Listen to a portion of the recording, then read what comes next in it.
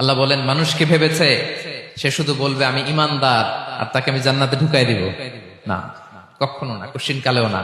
আমাদের জীবনে যত হতাশা, আমাদের জীবন নিয়ে যত অভিযোগ, আমাদের মনে যত কষ্ট, আমাদের হৃদয়ের ভেতরে যত অস্থিরতা, তার মূলে হচ্ছে এই সমস্যা যে আমরা ভুলেই গেছি আমরা পরীক্ষা দিতে আসছি।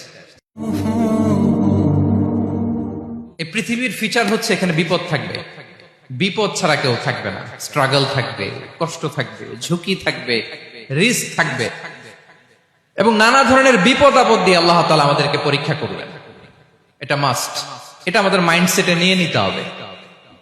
মাইন্ডসেটে এটা ক্লিয়ার থাকতে হবে। চিরসুখ চির শান্তি এই দুনিয়াতে মিলবে, কোথায় মিলবে তাহলে? এটা তাহলে বিপদ আসবেই, আপদ আসবেই, পরীক্ষা থাকবেই আমাদের জীবনে। তবে ইন্টারেস্টিংলি মজার বিষয় হচ্ছে পরীক্ষাটা এক একজনের এক এক রকম। পুরো পৃথিবীটা একটা পরীক্ষা ক্ষেত্র, কিন্তু কারো প্রশ্নপত্রের সাথে কারো প্রশ্নপত্রের কোনো মিল নাই। সুবহানাল্লাহ। আমার পরীক্ষা একরকম, আপনার পরীক্ষা আরেক রকম, ওই ভাইয়ের পরীক্ষা আরেক রকম, ওনারটা আরেক রকম। সবাই পরীক্ষার্থী, সবাই পরীক্ষার্থী, কিন্তু কারো প্রশ্নপত্রের সাথে কারো প্রশ্নপত্রের কোনো মিল নাই। কারোর জন্য পরীক্ষা হচ্ছে সে খুব অসুস্থ, প্রচন্ড অসুস্থতা, তার জন্য পরীক্ষা।